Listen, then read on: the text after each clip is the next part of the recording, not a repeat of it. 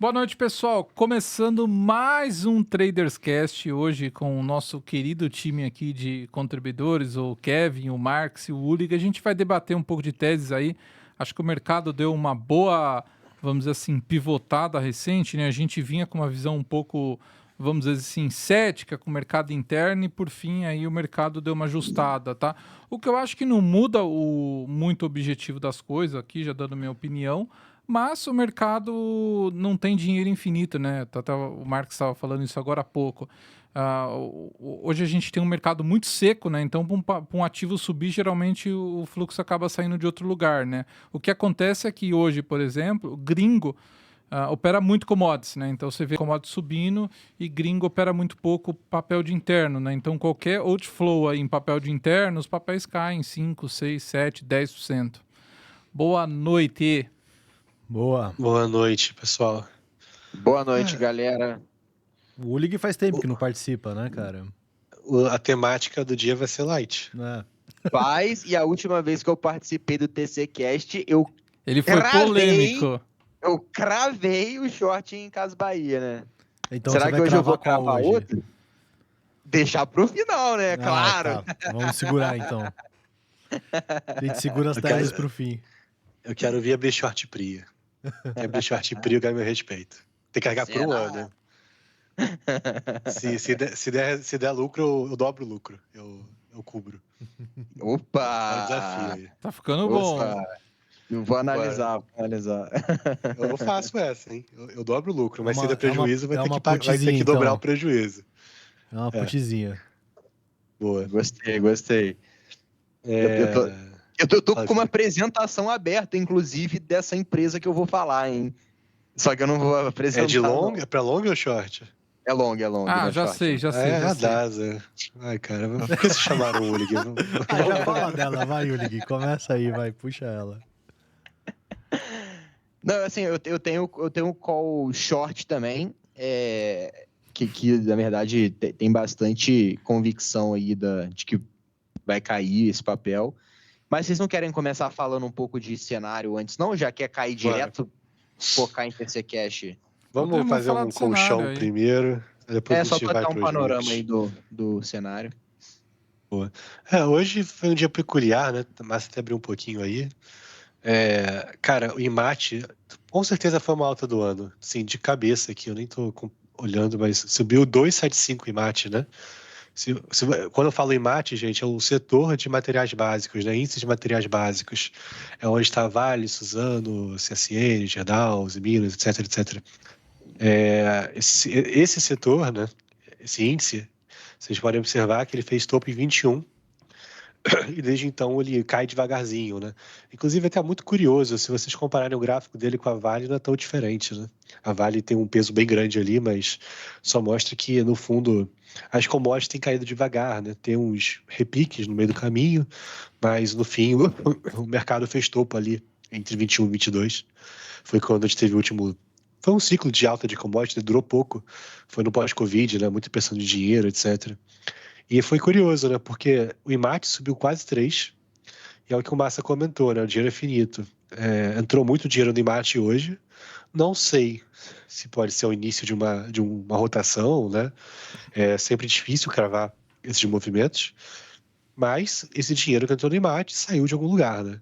A gente não teve um dia de sell-off, assim, de pânico no mercado, né? Para tanto o mico cair. Vocês podem ver, o dólar caiu, a curva de juros ficou flat. Mas, se vocês olharem os micos, né, como o Massa falou, Açaí caiu 7, CBC 3, Guarapé 5, Vamos 4, Movida 4, Simpar 4, assim, no geral, Capivida 5. Localiza caiu 4,5, né? Localiza, caiu, assim, poucas coisas, até a C&A caiu, né? Nem sabia que isso podia acontecer. Então, assim, é uma rotação, né? Se isso vai ser uma nova tendência, é difícil cravar, porque a gente não está vendo uma alta generalizada de commodities, a narrativa não está tanto para commodities, mas ficou muito barato, né? Tem muitas do preço marginal de reposição, você olha celulose, $500, petróleo, tá quase $70 de novo, né? O pessoal todo tá falando de 40, 50, tá bem acima disso. O Trump, ele tentou fazer algo que eu acho que vai sair muito mal para ele, ele disse que teve uma entrevista recente perguntando sobre o SPR, né, o SPR, que é aquela reserva estratégica de petróleo, se eles vão acelerar as compras, né? Eles têm uns 350 milhões de barris para botar ali. E, enfim, eles teriam que aprovar um orçamento para isso, para aumentar essas compras. A resposta do Trump foi: agora não, o ideal é comprar mais embaixo. Tipo, ele quer dizer que o petróleo tá caro, né? Que tem que comprar mais baixo. Só que quando ele faz isso, ele cria uma put, né? Porque ele tá basicamente dizendo: se o petróleo cair, vai ter o governo americano, vai ter 300 milhões de barris para serem comprados, né? E qual vai ser o ritmo disso, né?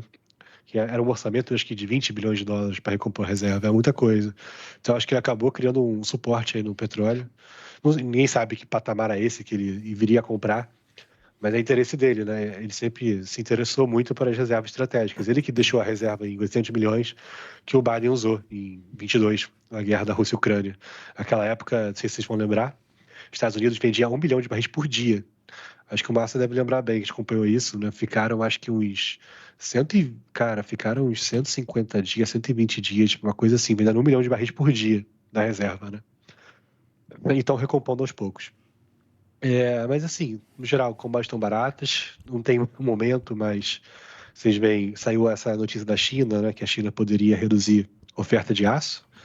Quando se reduz, eles basicamente produziriam menos aço, né? Se produz menos aço, exporta menos. Se tem menos aço no mundo, o preço sobe. Então, teve esse otimismo que faz sentido, né? Com os Minas, com o CSN.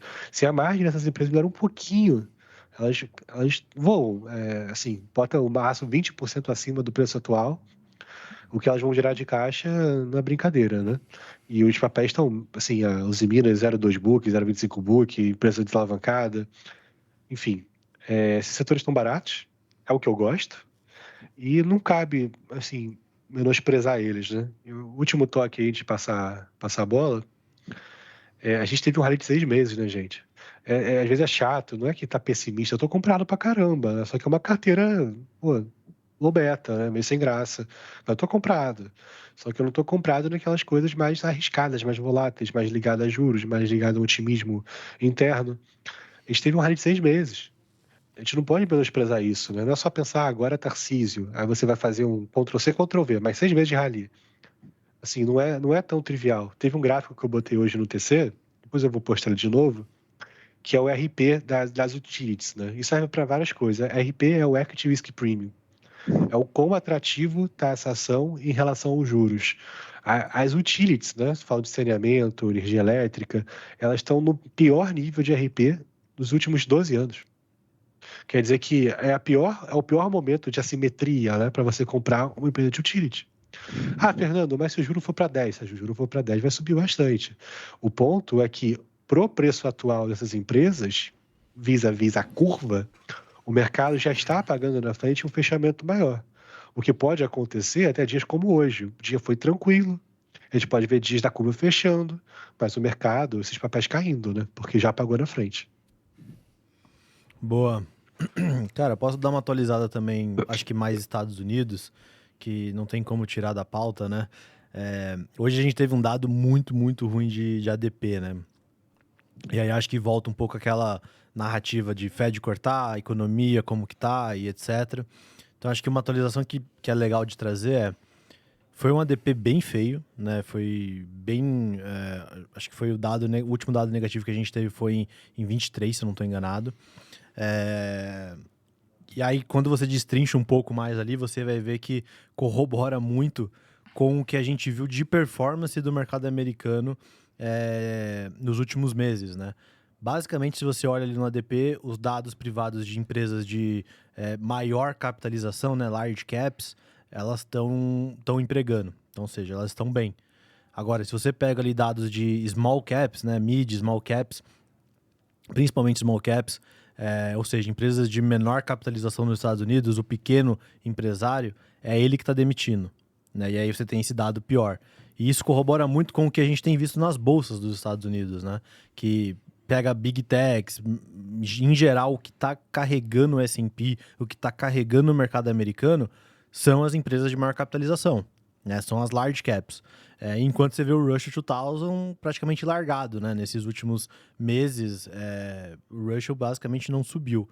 E aí a gente começou a ter uma rotação essa semana. Essa semana a gente começou a ver o fluxo saindo em parte de Nasdaq, de large cap, e começando a ir para Russell 2000, né? Então ontem foi um dia que descolou bem. Hoje teve também mais uma alta um pouco mais forte em cima das small caps. E aí estranho, né? Tipo, pô, mas são justamente as small caps que estão demitindo e agora elas começam a subir. Mas é o mercado já talvez antecipando, né? Que o momento ruim delas já ficou para trás, por isso que elas já não performaram bem. E agora elas poderiam começar a ter um novo momento, de repente uma nova, um time melhor daqui para frente, por conta desse corte de juros do Fed. Então eu acho que, inclusive, depois que saiu o dado do ADP, o mercado puxou a chance do Fed cortar em julho e puxou a chance do Fed cortar 50 em setembro. Então, assim, foi nesse nível ali que o mercado achou que o dado era fraco. Óbvio que o que vai importar de verdade é o payroll amanhã, né? Aí eu acho que vai corroborar com a narrativa no final do dia do Fed conseguir ou não cortar juros. Mas o Fed cortando juros, eu acredito bastante que o que vai performar melhor com esse cenário de Fed cortando juros, assim, não sendo um cenário catastrófico, né, de recessão ou algo do tipo, porque aí é ruim, mas se o Fed cortar juros, porque a economia, o dado ruim, ele é bom agora, né? O dado levemente abaixo, ele é bom, porque vai fazer com que o Fed corte juros. Mas o que eu acho que performa bem nesse cenário é principalmente essas small caps americanas. Eu acho que vai ter uma rotação para elas, então o Russell 2000 deveria andar. E eu acho que China pode ser de novo uma nova pedida. Então a gente está vendo que China está meio largada aí já faz algum tempo, né? De novo. Só que ela tem, desde o ano passado, ela tem dado esses rallies, né? De tempos em tempos. Eu acho que esse time do corte de juros do Fed pode ser um novo rally para a China. E aí um case que eu estou olhando lá fora é justamente Baba. Né? Eu acho que Baba está num momento aí... você vê que até tecnicamente, né? Toda vez que Baba encosta na média de 200, ele dá um rally nos últimos um ano. Então, ele está muito perto de encostar de novo na 200 e vai corroborar, eu acho, com o corte de juros do Fed. Ou não necessariamente com o corte de juros do Fed, né? Mas se o Fed for de fato cortar em setembro, eu acho que ele já vai dar esse guidance em julho. Nessa próxima reunião é 31 de julho. Então, assim, se ele for cortar em setembro, ele já vai começar a adiantar, antecipar esse corte em julho, falando, ó, a gente está preparando aqui para um corte em setembro. O mercado começa a botar no preço. E aí eu acho que a gente pode ter de novo esse rally, principalmente em China e talvez small caps americanas. O que pode botar água no chope aí é um dado muito fraco de payroll, né? De repente, inflação.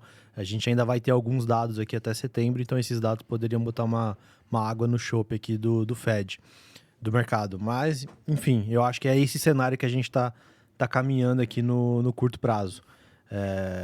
E acho que, assim, de Estados Unidos, o principal que está em foco agora é isso, né? A gente teve a Big Beautiful Bill que passou, a gente está tendo esses trade deals, o trade deal do Trump chegando talvez no fim, né? Ele já falou que não pretende adiar de novo, tá tendo problemas em fechar deal com o Japão, né? E aí a gente está tendo uma realização um pouco maior em bolsas asiáticas por conta disso, e tá em negociações com a Europa aí. Então, acho que resumindo um overall de Estados Unidos aí, é isso. Boa, legal. Acho que é legal trazer também o ponto, assim, falando um pouco mais sobre o dia de hoje, que a gente viu um player que há algum tempo não aparecia nos micos, né? Para quem olha aí mais Times and Trades... É o Master? A gente teve... Porra, esse aí dá até calafrio. Esse tá até calafrio. E ele só aparece em um papel. Esse só é o em problema, um só, né? É no nosso, filha da puta. by the way. Mas aí, esse outro que eu ia falar, ele apareceu também no nosso papel hoje, né? Que foi o UBS, né? Que é aquele fluxo vendedor muito truculento, né? Até estava falando sobre açaí, que caiu bem hoje. A gente teve... de manhã o Richard vendeu, eu falei, cara, vou vender um pouquinho com ele. Aí vendi. Pô, caiu 2%, falei, pô, beleza, né? Açaí caiu Milagre, 3%, né? Como hoje, estranho, vou encerrar. Cara, o papel caiu 8%, né? Então, e como o Fernando falou, esse movimento aconteceu em vários papéis. E aí, ao mesmo tempo que a gente viu esse movimento mais positivo em IMAT, o que é bom para quem fez essa rotação de carteira, ou que pelo menos diversificou um pouco mais, acho que todo mundo aqui já fez esse movimento, ou pelo menos parte desse movimento, você fica um pouco mais tranquilo, porque quando está muito focado em doméstico e vem esse fluxo, é desanimador, né? E aí acho que a grande discussão agora será que tivemos efetivamente uma mudança desse comportamento? Aí acho que vale a pena discutir um pouco, né? O Fernando trouxe a discussão do Active Risk Premium, né? Que é essa taxa aí que a gente, enfim, acaba usando como margem de segurança. Só que eu gosto também de trazer pelo outro lado, né? No TCCast, na sala de trade, no TC News, eu tento sempre fazer análise dos papéis, olhando muito retorno sobre o capital, retorno sobre o patrimônio, olhando 12 meses isso para frente e comparando isso com o múltiplo atual das empresas. E, cara, a gente tem algumas dezenas de empresas que até hoje estavam próximos da máxima, que já não tem margem de segurança. Por exemplo, a gente olhar açaí mesmo, que a gente está dentro desse contexto, negociando 18 vezes lucro. Ano que vem, vai fazer... O lucro, na verdade, desse ano vai subir muito ao ponto desse 18 vezes ir para 10 vezes, sendo que o juro está na máxima e você não tem um grande plano de desalavancagem. Então, assim, agora já parece sem muita margem de segurança. Quando a gente olha para outras teses, por exemplo, Alpargatas, que a gente até comentou sobre isso ontem, cara, tá negociando 30 vezes lucro. Esse ano vai ter um crescimento tão grande assim de lucros para esse múltiplo comprimir dessa forma, também parece sem muito upside. Até quando a gente olha para o setor de construção civil, as queridinhas, Direcional, Cury, por exemplo, você já está negociando acima de 10 vezes lucro, no caso da Direcional. Vai expandir tanto assim o lucro para você ter um múltiplo de crescimento em Direcional? Então, às vezes eu não olho nem só pela discussão porra, será que subiu muito ou não? Mas eu olho essencialmente pelo que essas empresas estão entregando e o múltiplo que elas já negociam. Enfim, no fim do dia a gente está falando sobre a mesma coisa, mas eu também concordo que algumas teses elas estão com bastante... estão com pouca gordura para a gente ficar muito comprado a essa altura do campeonato. E aí, quando a gente fala de commodity, que é uma discussão que a gente tem feito bastante, tem a Minerva que o Fernando comprou hoje, que eu também tinha comprado na semana passada, enfim, a gente fala muito sobre isso. Na TC News a gente não pode falar muito sobre ela, porque virou patrocinadora, né? Mas aqui no TCCast acho que pode falar, né? Ou não? Se não puder... Pode, claro. O Massa que decide. Já bota aqui no ponto aqui. O RH depois conversa com você. Negociando 4 vezes EV/EBITDA, né? E só que quando você olha o EV da Minerva, eu vou até pegar o número certinho aqui para poder falar, você tem um EV de 20 bi e um market cap de 5. Então, um EV/EBITDA de 4 indo para a média histórica, que é 5, você pensa assim, é 25% de alta no papel. Não, é 25% de alta no múltiplo. Só que se esses 25% de alta no múltiplo for feito através do market cap, você tem 100% de upside no papel, no equity, né? Então, mostra que algumas dessas teses, elas têm muito espaço para andar, com uma boa margem de segurança, e que um portfólio muito exposto a esses papéis que já estão caros não fazem muito sentido, né? Então, falei aqui da Minerva, que eu acho que é um ponto que faz bastante sentido, na minha opinião. E aí, enfim, vocês querem trazer algum ponto sobre Minerva ou, enfim, colocar algum outro papel? Você sabe qual que é o múltiplo que Qual que é o negocia as concorrentes? A JBS, Marfrig, quanto que elas estão negociando hoje? Hoje a Marfrig está negociando 5,5 e a JBS está negociando. Eu vi no Brasil Journal falando 4,8, mas no meu screening aqui é mais, tá? É mais, acho que é mais. Aí fica bom, né? Porque daí você tem a Minerva mais descontada até, né? E eles estão bem otimistas. Eu tava olhando, inclusive, acabei não comprando. Eles estão bem otimistas aí que eles vão entregar bastante sinergias, né? Historicamente eles entregam, tá? Então acho que pode ter um. Eu gosto aí da tese também. Acho que é um papel para surfar. Pelo menos meu racional era de carrego aí nessa Minerva, tá? Tava olhando ela e os Minas, acabei indo para os Minas. Mas eu gosto da tese também. Acho que, assim. O mercado estava muito otimista, né? Quando saiu a subscrição, acredito que o pessoal queria tomar a subscrição para ter um pozinho na mão. Agora tiraram um pouco o pé e ficou bem esquecido o papel. E é uma tese que é até legal falar, que o pessoal fala assim, é uma exportadora. É interessante que porque 57% do faturamento dela é exportação. Só que o legal é que a dívida dela, mais ou menos 70% é dolarizada. Se eu tiver errado no número de longe, você me corrige, tá, Fernando? Mas é 70% ou 60 e poucos por cento é dolarizado, só que eles só fazem o hedge de metade disso. É uma política da própria Minerva. Ou seja, você não fica naquela história de, pô, o dólar caiu, me ferrei, o dólar subiu, me dei bem, né? Ou sobe muito o faturamento, mas aí se a minha dívida também sobe, eles tentam construir um modelo ali dentro onde você tem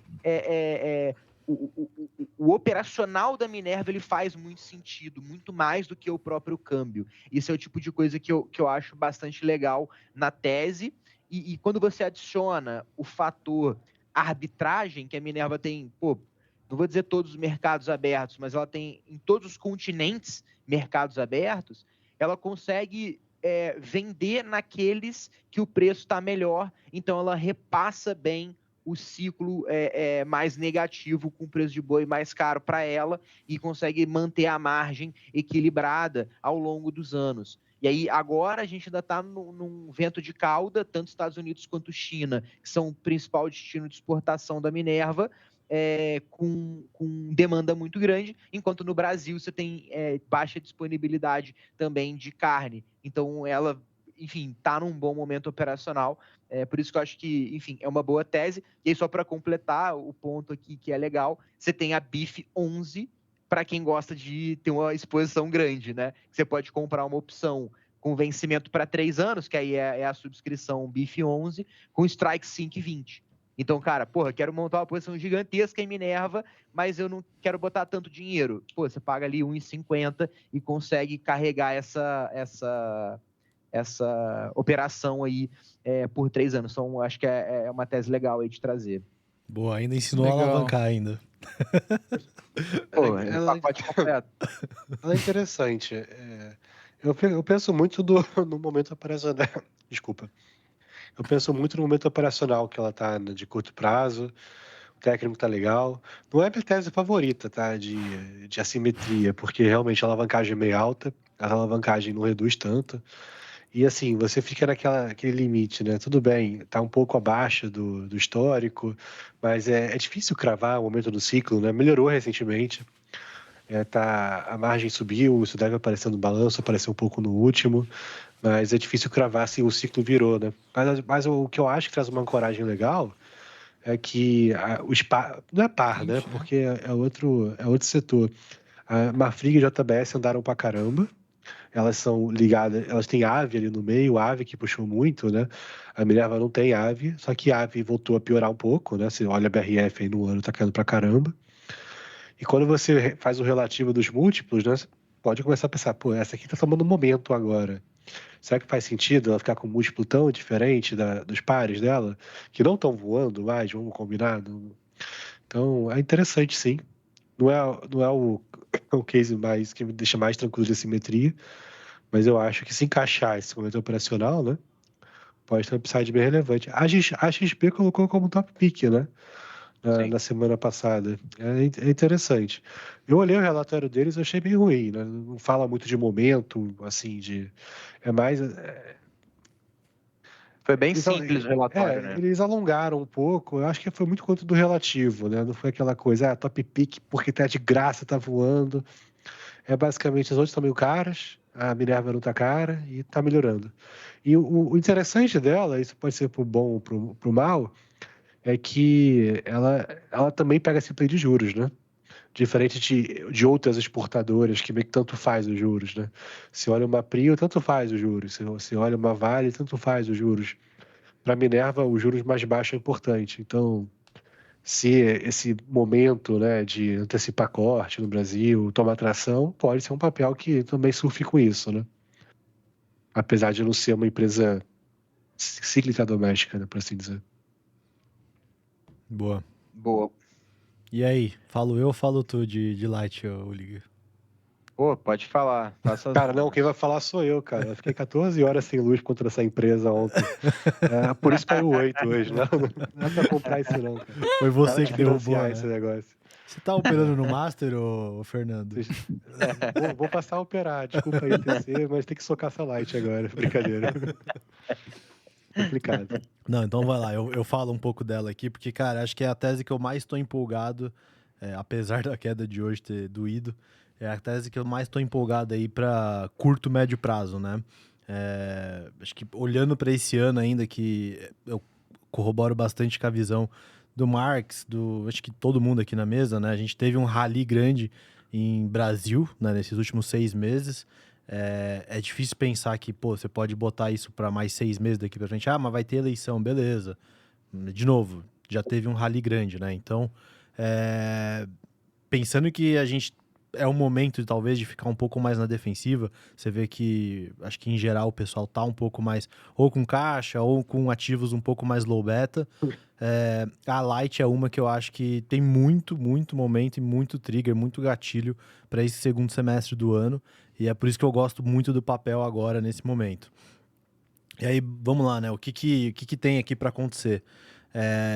Acho que, primeiro, mais importante, na verdade, a gente tem a renovação da concessão, né, do Rio de Janeiro para Light. E isso é talvez o ponto mais importante para a tese. Segundo ali, né, o que a gente espera da Enel, eles teriam até o final desse ano para dar a resposta para a empresa. Mas, assim como o Ulig também acha, eu acho que essa resposta vem antes, ainda no terceiro trimestre. De repente, até setembro a gente já tem uma resposta, porque a empresa ainda tem que embarcar outras coisas ainda esse ano, né? O Ronaldo César Coelho até deu uma entrevista recente para o Luciano, aqui do Mover do TC, e ele falou que ele espera que a Light já chegue no final do ano com o aumento de capital feito para entrar uma nova Light no ano que vem, saindo de recuperação judicial. Para esse aumento de capital acontecer esse ano, a gente tem que ter aqui, talvez, essa concessão acontecendo até setembro, talvez no máximo outubro. É por isso que eu acho que é mais ou menos as datas que a gente pode esperar. E aí, saindo da renovação da concessão, a gente tem engatilha, né, o próximo evento, que seria a conversão da dívida em equity da empresa. Parte dessa dívida é convertida em ações, e aí você vai ter um novo aumento de capital que já está definido, que aí, considerando todas essas diluições, né, que a empresa vai ter, acho que ela estaria negociando a mais ou menos uns 6 bi de market cap, seria mais ou menos isso, né, Ulig? Hoje, o valor de mercado da Light representa mais ou menos 40% do que seria com todas essas diluições que vai acontecer daqui para frente.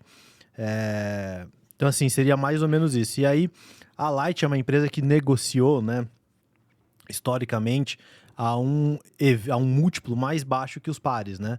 Então, você pega ali um múltiplo que é muito visto nesse setor, que é o EV sobre RAB, que é basicamente o EV, né, o Enterprise Value, sobre os ativos regulatórios que a empresa tem. a Light ela sempre negociou com desconto em relação às outras empresas, né, do setor. Então, se você pegar, você vai ver que a maioria das empresas do setor negocia 1,5, 2 vezes, 1,8, 1,9. Desculpa. Tem umas que negociam a 1,3 e tal, mas a média desse setor negocia a 1,5 EV/RAB. A Light hoje, já considerando todas essas diluições que vai ter, negocia 0,8. E aí é aquele que o Ulrich estava falando, né? Um pouco desse momento da empresa. Às vezes esse 0,8 para uma vez, que é o que a Light deveria negociar com a renovação, assim, com a renovação da concessão e com o aumento de capital, a empresa vai ter, ela vai estar saindo de recuperação judicial, com estrutura de capital resolvida, com uma dívida resolvida, uma alavancagem bem menor, vai ficar pouca alavancada depois que converter a dívida. Então, assim, ela fica uma nova empresa realmente, bem mais estruturada. Negociar uma vez EV/RAB, acho que é o esperado, é o padrão. E aí a gente já está falando de R$12 por papel no preço de tela atual, que me parece bem justo. Né? E isso que a gente pode considerar várias opcionalidades positivas para o papel. Então, por exemplo, essa concessão pode vir com alguns gatilhos que prevejam uma perda não técnica da Light melhor. Né? Que acho que o grande problema do case hoje é esse. Né? 70% da energia da empresa é roubada, então você tem um grande número ali da perda não técnica, né? Por isso que a Light também sempre negociou com múltiplo abaixo dos pares, porque a perda não técnica dela é muito maior que a dos outros. Mas se você tiver alguma coisa ali na nova concessão que preveja algo que ajude a empresa nesse sentido, aí ela pode negociar até acima de uma vez EV/RAB. Né? Que aí a gente poderia estar falando de R$20 por papel, enfim, é algo muito melhor para o longo prazo. Então, assim, é essa tese basicamente que a gente tem. Tem esse evento principal, né, que é a renovação da concessão, que começa a engatilhar todo o resto. E tem mais um bônus aqui ainda que pode acontecer, que é essa questão da decisão no STF, né? Tem um julgamento acontecendo no STF, que ele deveria ter acontecido agora na semana passada, na quarta-feira, só que ele foi adiado. E aí, quando foi adiado, eu já perdi um pouco as esperanças. Eu falei, acho que agora só final do ano, ou talvez ano que vem que vão pautar de novo, né? Só que pautaram agora em 13 de agosto. E eu achei isso muito positivo. E porque, assim, a última vez que isso foi pautado foi em setembro do ano passado. E aí jogaram quase 9 meses, 10 meses, quase um ano para frente essa pauta de novo. Eles terem colocado isso agora, tipo, na sequência, me parece que é um sinal de que a gente pode ter finalmente um desfecho, né, dessa decisão, desse julgamento no STF. E basicamente essa decisão vai dizer ali se as empresas, né, principalmente de distribuição de energia, elas vão ter um recebimento a receber do governo por conta do PIS e COFINS.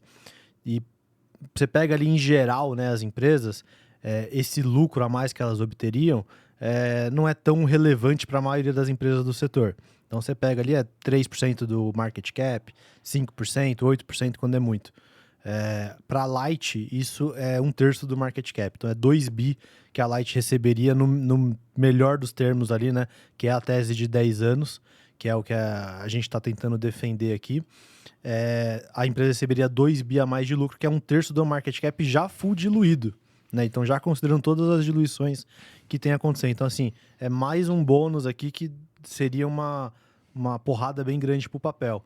Então, cara, quando você tem um mercado que você é mega... Você não sabe muito bem em relação ao momento, ter um papel com tantos gatilhos positivos e que, na minha opinião, já deveria estar negociando acima de R$9, R$10 aqui, se não fosse esse vendedor grande que tem do Master, eu acho uma tese muito legal para carrega aqui no curto e médio prazo. E basicamente o papel não sobe por conta disso, né? Tem um cara aí que está vendendo sem parar, ele começou a vender em abril, ele vendeu 2,5 milhões de ações em abril, vendeu mais 2 milhões de ações, 2 e pouco milhões de ações em junho e tá vendendo de novo, né? E basicamente toda vez que o papel sobe, ele começa a vender. A gente pode ficar criando 1 milhão de teses, eu e o Ulrich hoje ficamos criando 1 milhão de teses do porquê que esse cara tá vendendo ação sem parar.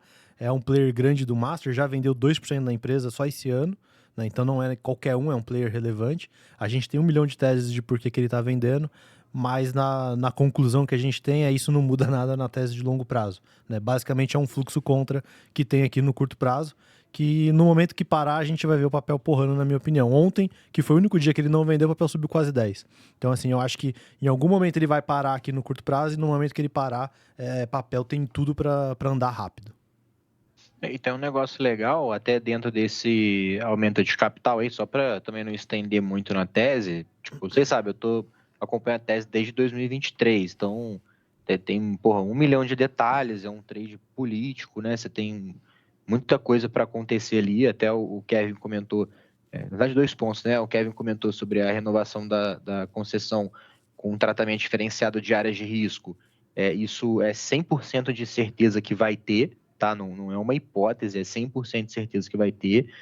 Se vocês ouvirem os últimos 2 conference calls, vocês vão ver o Ulig lá sozinho perguntando exatamente isso. Tipo, ninguém cobra o mercado, nenhuma casa faz pergunta, tá? Só você vê o Beto lá, que é um dos caras que está na tese desde 2023 também, do Twitter. Eu vou colocar aqui como pai da tese, é o que mais olha para isso. Sempre conversa sobre isso, posta no Twitter, a gente fala bastante sobre essa tese, ele está lá há muito tempo. Então, assim, vai ter, tá, esse tratamento diferenciado para áreas de risco, porque 86% das perdas não técnicas da Light vem de áreas de risco. Então, você precisa ter um tratamento diferenciado, isso é um problema da concessão, né? Então, o Estado deveria resolver. Então, acho que esse é um ponto legal só de pontuar.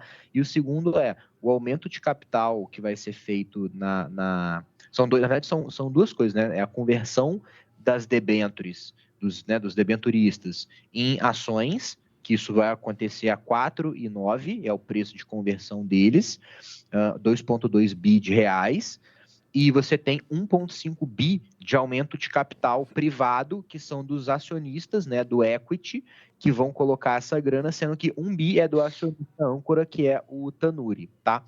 Esse aumento de capital vai ser feito a 6,39. E todas as ações que forem subscritas a 6,39, você vai... 29, não é? 6,29, acho. 6,29, isso. E todas as ações que foram convertidas dentro desse aumento de capital a 6,29, você vai ganhar mais 2 ações a 1 centavo cada uma, que você vai poder converter. A questão é, tanto as 6,29 quanto as de 1 centavo, elas vão ter um lock-up de 30 meses, assim como a conversão da debênture em ações a 4,9, também com lock-up de 30 meses, tá? Então, assim, imagina que para quem quiser ficar nesse barco aí com a gente e quiser subscrever e comprar ação a 2,9, né, que vai ser o 6,29 mais 2 de 1 centavo, você tem que saber que é uma tese de 3 anos e que potencialmente isso lá na frente pode estar valendo R$12. Então, você está comprando a 2 um negócio que pode estar valendo 12. Então, é um upside bem significativo, mas com o horizonte também é um pouco mais longo, tá? Então, assim, acho que é uma tese legal, mas também tem que ter cuidado com o timing aí e principalmente a volatilidade, né? Que a gente está vendo um papel bastante volátil aí. Mas, assim, é minha principal posição hoje, tá? Só para complementar aí junto com o Kevin. O que seria um EV-RAB? Fala aí. O que seria um EV-RAB justo para vocês, né? A Light negocia hoje a 0,8, né? Mas a gente vê aí, por exemplo, a CEMIG, que entregou um belo resultado nos últimos anos, negociando a 1,1, se eu não me engano, e uma Energisa a 1,2, tá? Eu acho que para o mercado dar esse prêmio para a Light negociar uma vez, ele vai pedir aí bastante coisa, né? De histórico, de entrega, né? Que geralmente o mercado é muito chato com isso. É só olhar o exemplo de Movida e Localiza. Nos últimos 2 anos, eu acho que... Nos últimos 2 anos, não. Nos últimos 2 semestres, a Movida apresentou resultado bem melhor, né? Inclusive, no caso do impairment, ela fez antes que a Localiza, o mercado ficou chiando, depois a Localiza teve que fazer. E mesmo assim, o mercado premia a Localiza, né? O que vocês veriam ali que seria, vamos dizer assim, um justo, e o que a companhia teria que fazer para atingir esse nível de EV-RAB? EV-RAB, desculpa. Inclusive, eu estou vendido em CPFL, que está 1,8 vezes EV-RAB, tá? Só para trazer o contexto aqui. Mas eu acho que uma vez é o patamar justo para uma distribuidora. E aí hoje ela não negocia uma vez o EVRAB porque ela está em recuperação judicial. Mas depois que você sai da recuperação judicial, você vai ter uma dívida que 70% dela vai custar IPCA mais 4,5%, que foi o objeto da renegociação do plano de recuperação judicial. Você vai ter uma liquidez, né? Você vai ter uma relação dívida líquida EBITDA abaixo de 3 vezes, mais para 2,5 do que 3. Um lucro recorrente de 1,2 a 1,5 bi, que é a minha conta aqui. Então, assim, não vejo razão para não ir para uma vez EVRAB, tá? Honestamente. Ou uma vez EVRAB ou 9 a 10 vezes lucro, que vai dar mais ou menos esses R$12 aí também que o Kevin tá falando, sabe? Sim. É um pouco essa a minha ideia também, tá? Eu penso exatamente igual, cara. Eu vejo que ela saindo, ela só não tá uma vez RAB porque ela tá em recuperação judicial. E aí tem todos esses imbrólios aí acontecendo, mas uma vez que você tem a renovação da concessão por mais 30 anos, que ela consiga melhorar a questão da dívida, vai ficar com a dívida barata, a estrutura de capital melhor, uma vez RAB deveria ser o piso dela. E aí é esses R$12. Ela negociava quanto antes da RJ? Normalmente, eu acho que historicamente ela negociava por aí. Era tipo, ela sempre foi a mais descontada do setor. Então, o setor negociava uma vez e meia, ela devia estar tipo 1,1, 1,2, alguma coisa assim. Entendi. Só uma última coisa sobre Light, por exemplo. Isso Não, eu sempre Fernando, insisto. só Fala para aí. complementar, ela foi vendida em 2021 a 1,2 vezes EVRAB, tá? Só para contextualizar quando a CEMIG vendeu. Boa. Óbvio, né? 2021, outro mercado, né? Mas só para adicionar esse ponto aí. Vocês falaram, esse ponto que eu sempre insisto, né? Teria um tratamento diferente para as áreas de risco. O que seria tratamento diferente? A empresa já abriu isso, esse plano? Então, existe um paper da UFRJ, que é até a escola do Adriano Pires, lá do CBIE, né, o Centro de Infraestrutura. Nesse paper, eles colocam... É um artigo acadêmico, né, dos estudos da UFRJ. Eles colocam como é feito lá fora, que é basicamente você pegar as áreas que são inatingíveis e você permitir um nível de não de inadimplência, mas um nível de perda não técnica maior, que eu não sei se vocês sabem, mas toda concessão você tem o regulatório, né, principalmente em energia. Qual que é a tarifa, quantas ligações você vai ter, qual é a receita regulatória, qual é o EBITDA regulatório, qual a contribuição da empresa, qual é o nível de perda técnica, qual é o nível de perda não técnica. Tudo isso é parametrizado pela ANEEL. A concessão da Light é 38% de perda não técnica. Só que o realizado é 68%, o real de perda não técnica. Essa diferença de algo em torno de 30% dá uma perda para a Light por ano de 1,2 bi de reais. Que vai na empresa. Quem arca com isso hoje é a empresa.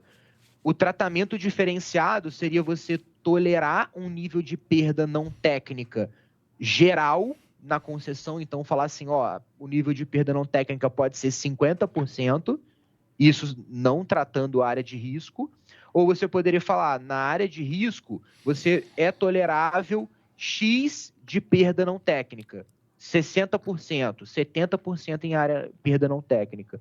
Quando você faz isso, ele permite uma cobrança de fatura maior de quem paga a conta. Então você, na prática... A sua vai ficar mais caro, Fernando, é isso. Maravilha, eu vou financiar o trade de vocês. Obrigado. Tô sendo muito para dar certo. Obrigado. Exato. Aí qual que é o que pode ser feito nesse meio do caminho, tá? Aí é umas opções que eu não sei, isso eu não faço ideia. O normal, o fácil é fazer isso que eu falei, mas eles podem tentar inventar um fundo de subsídio de tarifa social, sabe? Alguma coisa assim, onde o governo vai pagar a conta de X mil pessoas, alguma coisa nessa linha, e aí o subsídio iria para justamente e contra essas perdas não técnicas. Seria uma hipótese, né, da concessão. Mas, dado o espaço fiscal do governo, eu acho que é um pouco mais difícil. Tá? O que me parece que faz mais sentido é você autorizar essa cobrança adicional de quem paga a conta e você usar, por exemplo, essas teses, como tese do século, esse tipo de coisa que está sendo votado, e reajustes tarifários futuros, para amortizar essa tarifa. Então, você pode mudar, por exemplo, a alíquota de pagamento de imposto de renda, ou CS, fugiu o termo correto, mas se reduzir a alíquota de imposto da Light para ela poder não repassar isso tudo em tarifa. Enfim, é subsídio. Em outras palavras, você precisa ter um nível de subsídio e pelo que está sendo falado pela gestão, isso já está contemplado no projeto. Porque, assim, já existe uma minuta, né? Você só precisa que a ANEEL ela assine e publique isso para ter a assinatura do contrato, né? Então, a empresa já tem visibilidade de como vai ser isso. Resumindo aqui no final do dia, eu tenho bastante convicção que sair nessa concessão o papel vai subir bem. Eu acho que esse é o ponto. Agora, sei lá, também se der algum problema aqui no meio do caminho, aí tem espaço para despencar, né? Então não é o tipo de coisa que pode assustar também, tá? Se der algum problema aqui no meio do caminho, se essa concessão não sair com nenhum aditivo, por exemplo, né? Falaram que ia ter, mas não tem, puta, aí realmente vai dar problema. Mas eu tô com o Ulig, assim, eu acho que a chance de dar algum problema aqui parece bem baixa, e sair nessa concessão eu acho que o papel anda. Boa. Tá mutado, Então. Fernando. Boa. Vamos para umas perguntas? Pode ser? Bora. Bora. Vamos lá. Vamos mudar de papel. Pessoal, vamos Importante. A pergunta aqui foi sobre Light. Tô brincando. Quem tiver pergunta, por favor, pessoal, só mandar. Logo no comecinho, o Marcelo perguntou de Vamos, né? Deixa eu só ver qual que foi a pergunta. E Vamos, por que tá derretendo? Ela caiu mais que o resto, né? Ela tinha subido pouco, caiu mais do que o restante. A Vamos tem um ponto. Não é só a alavancagem, até porque teve muita coisa alavancada que andou, né? É a alavancagem com momento operacional ruim. E a Vamos, ela depende muito do agro bem para vender bem, né? Então, assim, todo mundo já tem um feedback que o segundo tri não vai ser muito legal. Eu tive um amigo que conversou até com a Vamos hoje, passou um feedback bem bom para o ano que vem, mas é aquilo, né? Ele falou 700 bilhões de lucro, se não me engano, que deixa 6 vezes lucro. Acho que é isso. Porra. Falou 700 que pro ano que vem? 700. Ah, legal. Caralho. Acho que é isso, né? Fica 6 vezes lucro. Que eu sei que fica 6. Não, é isso. É isso, né? Só pra ver se eu tô falando besteira. Só que eu assustei porque é 80% de crescimento do que vai entregar esse ano, né? Então, pois É bem ele violento. tá comprado, né? Um cara bom esse. Ele todo dia conversa com as empresas. E nessa reunião com a empresa hoje, eles insistiram que esse ano não queima caixa. Esse ano, tudo bem, o segundo tri vai ser ruim, não escondem isso, né? Tem devolução de contrato, etc. Tá difícil repassar preço, todo mundo sabe bem. Mas eles estão falando que não tem queima-caixa. Assim, não queima-caixa e eles estão batendo no peito que ano que vem tem esse crescimento, tem esse lucro, né? Pô, é barato. A gente está discutindo mais momento operacional. O problema só de quando você compra uma empresa assim, o mercado hoje, a gente sabe que está num modo meio chato, né? Ele está comprando muito e sem parar aquilo que está indo bem. Aquilo que está indo bem sobe e sobe, aí o sell side revisa lucro, revisa preço e sobe, fica caro. O momento operacional faz muito preço, né? O mercado está dando muito esses 3 meses. A Vamos, aparentemente, tem esse resultado meio cagado aí de médio prazo, que não é tão cagado assim, né? Se a gente alugar para o ano, se eles realmente não queimarem caixa, eu não acho ruim, né? Assim, o agro ferrado. Pô, o ROI do BB vai para 13. A empresa não vai queimar caixa com esses juros? E ano que vem vai ter um lucro de 800 milhões, né? Então, enfim, no geral é isso. O problema só de comprar hoje, você imagina que o mercado brasileiro tem um estresse eventual, seja por qualquer motivo, né? Fiscal, que seja. E os juros abre um pouquinho, abre 60 pontos o juro, vai. A gente sabe que é uma tese que provavelmente vai cair bastante, né? Porque tá sem momento, aí fala mais de juro mais alto no ano que vem, aí vão duvidar que esse lucro vai ser 700 milhões. Então, no geral, é isso que tá deixando ela pesada, mas eu particularmente gosto muito, né? Eu acho que a minha tese, pensando em high beta com potencial é o que eu mais gosto pro ano que vem. Mas eu não faço ideia de quando eu posso comprar isso. E sabe um ponto interessante aí falando de aluguel de máquinas pesadas? Ontem eu assisti o conference call da Armac, né? Que é uma ação, deixa eu ver quanto que fechou hoje. Olha lá, caiu 12 hoje. Caraca, meu Nossa, irmão. e ontem tinha caído bem, né? Ela era É, queridinha esse papel, né, cara? era queridinha. Ela caiu, esse ano ela tá caindo 42%. Nos últimos 12 meses ela tá Mano, caindo 70%. deu alguma merda nela, cara, não é possível. Tudo bem que era Então, cara, né, mas... não, então, eu também tô achando assim, assustador esse fluxo nela. E aí, olhando o conference call, o que que eles trouxeram? A taxa de utilização dos equipamentos está implodindo. Então, você tinha 82% de taxa de ocupação no começo do ano passado, agora você está em 71%. E aí, qual que é o grande problema desse processo? Os seus clientes que antes tinham um ROIC de 13%, que parecia muito bom, esses clientes, você está precisando cancelar eles para você ter um ROIC acima do seu custo de capital e cada vez maior, que é o grande objetivo dessas empresas de aluguéis. Só que se você cancela esses clientes que têm um retorno mais baixo do que o novo cenário de custo de capital, você fica com a máquina ociosa. E aí você precisa fazer a manutenção dessa máquina e vender no mercado.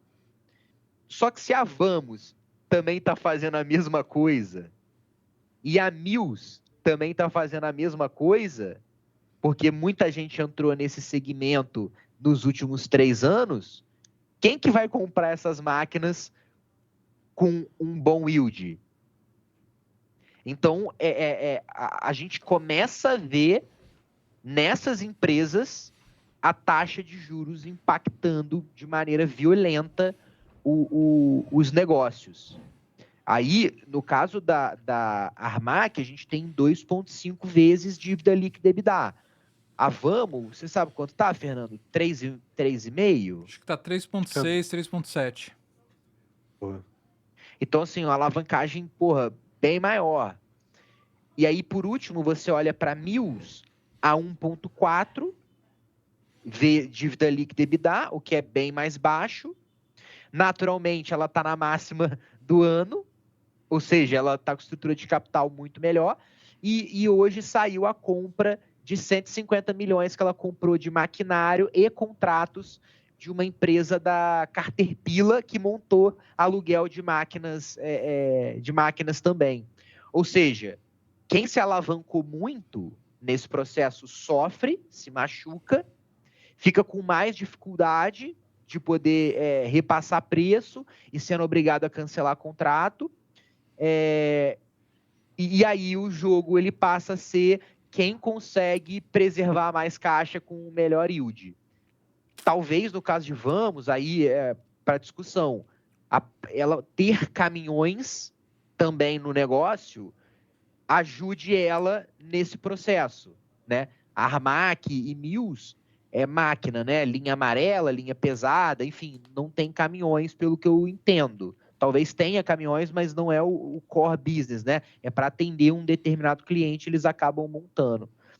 Mas, assim, acho que são sinais claros da desaceleração econômica e que essas empresas são as primeiras a sentir aí. E, enfim, temos que estudar para ver se faz sentido comprar, mas eu estou na linha do Fernando, assim, não sei, dá vontade, mas eu não sei se eu devo, sabe? Uma coisa meio nessa linha. Aí você tá. É o tipo de tese que você tem. Você depende um pouco do juros Brasil caindo, né? E Exato. aí a gente pode até voltar um pouco para falar disso, mas não sei se vocês viram, hoje saiu o relatório da Legacy, né? Que eles apostam aí que os juros cai ainda esse ano, no Brasil. Eles estão apostando aí numa queda maior de juros. Cara, eu acho que a gente também tá indo para esse caminho, tá? Eu tô vendo muito mais esse topo de ciclo já. Se eu e o Massa foi almoçar com o Ihara esses dias e ele defende bastante essa tese, né, de que a gente já tá no esgotamento aqui econômico, né, de PIB, desemprego e provavelmente se a gente vai começar a ver agora esse esgotamento daqui para frente no Brasil, com a inflação caindo, assim, vai ficar quase impossível você não defender uma queda de juros desses 15% que está agora. E aí, os juros começando a cair, essas teses todas eu acho que é o que dá porrada. Boa. Boa. O Nilo e o Guilherme perguntaram sobre minério. Quer falar aí, Fernando? Só tem que ficar atento com o minério. Assim, a Vale subiu hoje, né? Mas a notícia que hoje serviu de gatilho para o IMAT, ela, em tese, não é boa para a Vale, né? É bom ter isso em mente. Porque a notícia, se isso for para frente mesmo, né? E ter algum impacto, de fato, é uma redução na oferta de aço. Se você reduz a oferta de aço, você diminui a demanda por minério, porque você vai produzir menos aço. O minério é a matéria-prima do aço, né? Então, se isso acontecer, você pode ver um minério mais baixista, né? O que tem muito sustentado o minério nessa faixa de $95, $100, mesmo em qualquer ambiente, né, praticamente, é muito difícil rodar abaixo disso, é porque as siderúrgicas chinesas não param de produzir. Então, se por acaso, seja porque isso faz parte do acordo entre China e Estados Unidos, né, porque o mundo inteiro está puto com a China mandando aço para todo lugar, né, essa é a verdade. Todo mundo já tarifou aço chinês, existe uma pressão em cima da China para reduzir essa produção de aço. As siderúrgicas nos Estados Unidos são próximas ao Trump, né, são apoiadoras do Trump. Então, se esse for o trigger, não deveria ser bom para a Vale, né? SSR e os Minas na veia, principalmente, né? O O que é mercado bom pode estar para... especulando algum, talvez, estímulo, né? Mas eu concordo com a sua visão. Olhando agora, né? Faz mais sentido siderúrgicas, né? Salvo sair alguma coisa, aí a Vale faz sentido. Até falei isso na rádio também. que se por acaso, imagina, se por acaso corta, aí essa Uzi Minas dobra em um mês, imagina. CSN também, se por acaso corta a oferta de aço, aí os chineses fazem um pacote aleatório qualquer. Aí o pacote ele aumenta a demanda por aço, né? Se vai incentivar real estate, qualquer coisa do tipo. Se vai aumentar a demanda por aço com uma oferta menor, você vai ter ainda essa demanda por minério, né? Sim. Porque mas com menos aço. Então o aço vai lá para casa do cacete, o minério também vai ficar alto. Aí seria o melhor cenário do mundo para siderúrgicas, né? E tá interessante, China. Até o Kevin falou de baba aí, voltou bem, né? O Xi tá pouco quieto, né, recentemente. Eu não sei se tem a ver com um acordo com o Trump. Parece que surgiu um pacote aí para animar commodity, animar esse tipo de setor, né? Estão muito baratos. E não é só aço, né? A gente falou de celulose também. Tá rodando a $500 na China. Esse setor, o setor de commodities no geral, né? Tá muito interessante e não tem como ter commodity e não olhar a China, né? Esse setor, e eu acho que China também, volta a animar com o corte de juros do Fed. Acho que esse é o Sim. gatilho. Se a gente olhar, inclusive, ano passado a gente fez aquele baita trade em Vale que a gente pegou bem na veia ali, com opção. Foi no dia do corte de juros do Fed, né? Foi o gatilho. Então a gente sabia que o Fed ia cortar, se posicionamos em Vale ali com opção, pegamos China também e porraram. Eu acho que pode acontecer de novo. O Fed cortando, esses setores mais ligados a commodities e China poderia voltar a andar bem. É uma das apostas que eu tô também. Boa. Cara, assim, até abrindo, eu sei que a gente passou dessa parte de macro, mas eu, é difícil cravar esse time de momento, né? Mas a gente está vendo nos Estados Unidos uma mudança de narrativa muito forte, né? No final do ano passado, qual que foi a campanha do Trump? Ele ia cortar gasto, ia ser mais responsável. Depois que quando surgiu o Bessent também com esse discurso, Era o o Elon, 333. o Dodge, né, cara? Até discuti com você isso na época, o S&P, eu acho que ele cai com menos gasto do governo americano, né? Porque esse déficit do governo americano, de certa forma, ele vira lucro das empresas, né? Esse excesso de dinheiro ele vai para algum lugar. Então, se esse déficit vai reduzir, você podia entender que a economia ia arrefecer, natural, né? E as empresas, enfim, imprimir menor, lucro cair, né? E acabou que a gente estava no contrário. E, cara, uma coisa que me marcou muito, essa frase marcou muito. O Bassett deu uma entrevista recente, e o Bassett é tipo o Haddad com o Lula, é um puxa-saco do presidente, né? Ele sabe que tá falando merda, mas ele fala. E ele tem total convicção. Tudo que ele tá falando hoje é o que ele arbitrava contra, quando ele operava, né? Mas, assim, mas ele fala, né? É o papel dele como secretário do Tesouro. Ele falou que a relação de dívida PIB dos Estados Unidos vai cair. Mas vai cair não é porque vai cortar os gastos, não é porque o teto da dívida, aquela coisa vai cair. Vai cair porque vai crescer muito. Eles estão querendo... Você tem um denominador, né? Você tem relação dívida PIB do país, né? Eles estão achando que essa relação vai cair porque o PIB sobe muito. Lembra o Brasil, supor, né? Porra! Então ele tava assim, eu vou gastar mais, mas eu vou gastar bem pra cacete. Eu sou foda. O Trump aprendeu com o Lula que gasta em investimento. Então, o Haddad deve ver isso e falar, cara, só eu e o Bassett entende isso. O gasto vai subir, mas o PIB sobe tanto mais que minha relação de dívida cai. Ele falou isso, cara, entendeu? Então, o que eu quero dizer com isso? É assim, minha escola de vida, tudo que eu aprendi, isso é inflacionário.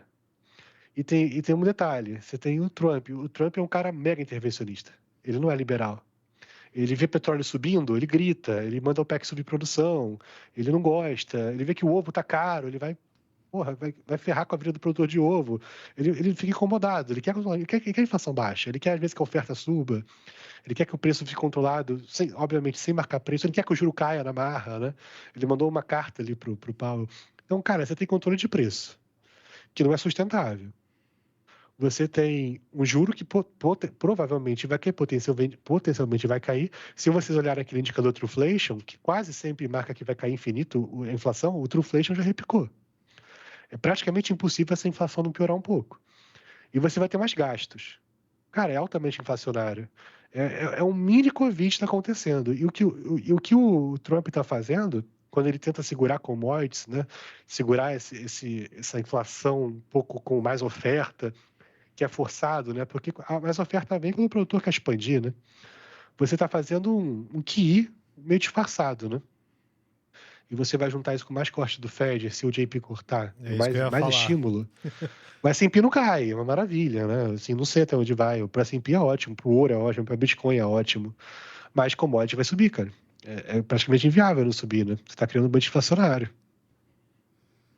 E até aproveitando para responder a pergunta aqui, pra gente não deixar o pessoal sem resposta, o Vinícius ele falou, mas você tá comprado em Tesla? Que aí fala sobre essa história, eu lembro do Elon Musk, né? Assim, deve estar mordendo o pé da mesa, né? Ele tá bem irritado no Twitter, né, meu? O Elon Musk esses dias ele zoou o Bassett, porque o Bassett entrou na campanha dele falando do 333, né? Que a meta dele era 3 de déficit fiscal, 3 de PIB e 3 milhões de barris a mais de petróleo por dia. Se não me engano, era isso, né? E aí o Musk falou esses dias que ele mudou pro 888. É 8 de déficit, 8 de inflação e acho que era 8 de PIB, alguma coisa assim. Eu não vi isso não, cara. Mas faz sentido, né? Basicamente Sim. Isso, né? Mas aí, Massa? E essa tem Teslinha, Tesla compra? ainda? Cara, a Tesla eu tô comprado ainda, e Google também. Lá fora eu não mexi mais. Acho que o Vinícius que perguntou, eu soltei back só. Mas é isso, né? Você vê que a bolsa lá fora é muito difícil cair, né, cara? Ainda eu tava falando com o Kevin esses dias que o mercado ele vai se ajustando, né? E vai carregando a narrativa pro lado que eles estão, né? Então o S&P, eu lembro que saiu um dado de inflação ruim e puxaram o S&P, né? Aí eu falei, Kevin, a hora que sair um bom, eles vão falar que o corte de juros está chegando e eles vão puxar o S&P, né? Então é muito difícil.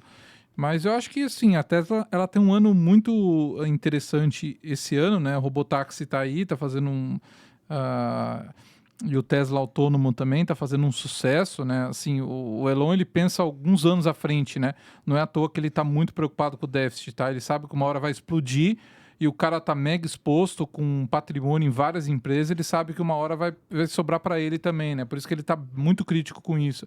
Acho que não é nem a questão ali do Trump, né? De tá certo ou tá errado. Então, assim, todo mundo que a gente fala, inclusive o Ihara, Ihara, desculpa, a gente falou disso também, né, cara, que assim, todo mundo sabe que uma hora vai explodir, né, ninguém sabe quando e todo mundo tem medo de apostar porque o mercado ele vai empurrando para frente, né. Então acho que esse é o ponto dele, mas pro ano que vem você tem um cenário muito otimista para Tesla, né, e Google aí eu gosto bastante, tá, acho que vai ser um dos vencedores aí para inteligência artificial. Boa. E só para finalizar esse ponto de quando explodir, assim, pode demorar muito, né? Pode demorar 10 anos, né. Cresce 4 PIB, 4,5, 3,5. A inflação tá 2,5. Qual o problema? 2,6. Aí você controla um pouquinho de um lado, né? Pode durar muito isso, né? Não tem como cravar. Só um contexto que favorece muito o Bitcoin, né? A Sim. tese é 100% isso, né? Isso e os roubos do Banco Central, né? Que também vão tudo para Bitcoin agora. A grande utilidade no fim, né? O Gustavo perguntou aqui a história de que CEMIG seria vendida para a União. Então, cara, isso está ainda em desenvolvimento, tá? Pelo que eu li, o governo, a Fazenda recusou a Copasa, só que eles aceitariam a CEMIG. Porém, como que seria feito? O Zema é inteligente pra cacete, né? Ele não vai pegar e vai federalizar a CEMIG. Ele vai privatizar a CEMIG e a Copasa, e aí depois ele vai transferir as ações que ficarem com o governo do estado de Minas, que não vai ser controlador, para a União. Ou seja, o controle da CEMIG sai da mão do governo e vai para a iniciativa privada, mas o governo federal é como se ele fosse pagar a parte da dívida de Minas com as ações da CEMIG, mas o governo não tem como, vai ter conselho, vai ser igual a Eletrobras. Ele quer fazer uma corporation, né? Só que ao mesmo tempo o governo quer controlar para que a gente já sabe para quê, né? Sim. A discussão então, assim, é essa, né? Se vai virar corporation, se federaliza, né? E tudo indica que vai privatizar. Pelo que eu tenho lido aqui, Essa é a direção mesmo. A direção é privatização. Inclusive, acho boa oportunidade de compra, tá, CEMIG? Só para deixar... Assim, eu acho a Eletrobras melhor do que a CEMIG, porque tá mais barata, só que o retorno da CEMIG é bem maior do que o da Eletrobras, tá? Pro múltiplo que ela negocia. Aí eu tô vendo aqui, o Marcelino perguntou de Prio e a Rose perguntou de DASA. Uma anula a outra e a gente não responde nenhuma das duas, Fernando? Se você prometer DASA em 1 minuto, eu faço o Prio em 1 minuto também. Tá, pode ser. Então, Contando. contando. Já falou 5 segundos, já. Não, fala de Prio primeiro, pô. Começa pela aposta que você vai fazer aí, ô Fernando. 1 ano na Prio. Eu vou resumir, tá? A tese de Prio. Quem entrar vendido, mandar a boleta, eu dobro, e der certo, em 1 ano eu pago o lucro de volta. Ó, 1 ano de short, hein? Porra, esse foi o desafio desse TCCast. Mas já é suficiente para apostar. Vai ter que pagar o dobro do prejuízo para mim também. O Ulig vai fazer também. Fala aí, Ulig. Não, mas falando sério, Prio não tem muito mistério, né? A produção tá bem, a empresa voltou a produzir lá o seu portfólio máximo hoje, o que ela tem. Tá rodando 110, 115 mil barris, é o que ela pode produzir hoje com o que ela tem. Albacora não, Peregrino já está rodando para ela a geração de caixa, né? E Peregrino está fazendo muito bem, muito melhor que o mercado esperava. O mercado tinha 90 mil de produção para Peregrino, né? Junto com o Pinto Angola, está fazendo 98, 100 mil barris em média. Então a geração de caixa de Peregrino vai bater mais da dívida. Eu falo com aquele Gabriel, né, o investor. Se atrasar muito, a Equinor vai ter que pagar para Prio, né? Porque a geração de caixa de Peregrino está muito alta. E o Arro vai sair um dia, né? Se Deus quiser. A gente tem que rezar muito para sair, né? Porque sempre atrasa. E quando sair o Arro, a margem de Prio vai melhorar muito, né? Porque ela não vai ter um investimento grande. Já fez quase todo o investimento. E você vai fazer um cluster ali com frade, né? Então você tem uma adição de CAPEX muito pequena. Assim, a tese roda muito bem, cara. A petróleo nem precisa subir. Tem um pouquinho de paciência só. Perfeito. Em relação o Elvio perguntou de Comgás. Cara, Comgás eu acho que tá dentro da Cosan agora, né? Ela é uma subsidiária da Compass. A Compass reporta a Comgás também, mas a liquidez, se eu não me engano, a Cosan tem... A Compass, desculpa, que é da Cosan. Tem 97% da Comgás, tá? Então a Comgás tem uma liquidez muito ruim, tá?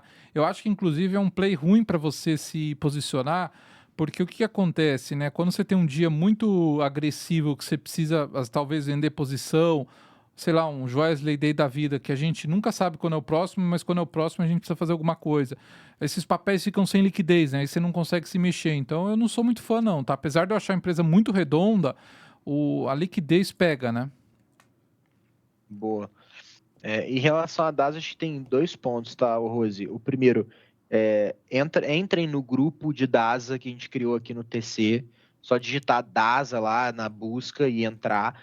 Tudo que está sendo atualizado, tá? A gente está postando lá. Se você entrar no meu perfil hoje e rolar só um pouco para baixo, você vai ver umas 10 publicações de DASA. Eu trouxe muita coisa, tá, da empresa. Então, com mais detalhe, você tem lá. E o resumo da ópera você tem agora, a partir de esse balanço do segundo trimestre, ele vai ser o divisor de águas. A DASA 3 volta a ser uma empresa de diagnósticos, tá? Que lá em 2019 ela teve a estratégia de começar a comprar hospital, comprar corretora de seguro, ecossistema de saúde, etc, etc. Não deu certo, ela está, entre aspas, desmontando isso.